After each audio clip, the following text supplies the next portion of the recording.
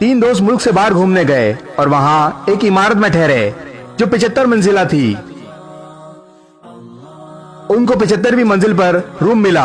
इमारत की इंतजामिया ने खबरदार करते हुए कहा, हमारे यहाँ का निजाम आपके मुल्क से अलग है। यहाँ रात 10 बजे के बाद लिफ्ट बंद कर दी जाएगी।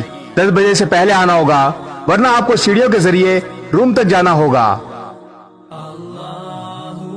पहले दिन तीनों दोस्त सैरो सियाहत के लिए निकले, मगर 10 बजे से पहले वापस लौट आए। दूसरे दिन वो लेट हो गए और 10 बजे के बाद इमारत में दाखिल हुए।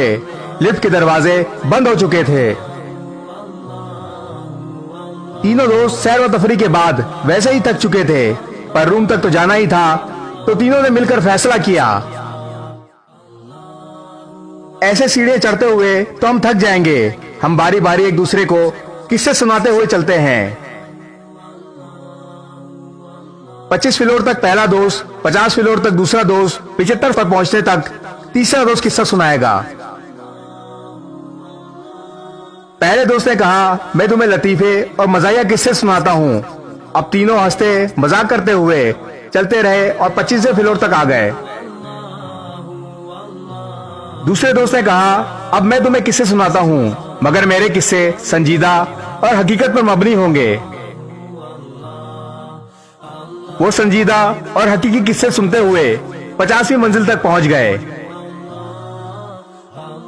तीसरे दोस्त ने कहा, अब मैं तुम लोगों को कुछ गमगीन और दुख भरे किस्से सुनाता हूँ, जिस पर सब मुत्तफिक हो गए।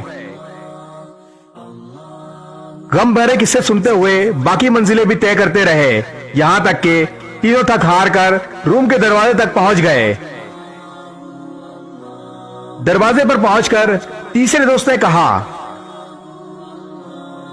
मेरी जिंदगी का सबसे बड़ा गम भरा किस्सा यह है कि हम कमरे की चाबियां नीचे इस्तकबालिया पर ही छोड़ आए।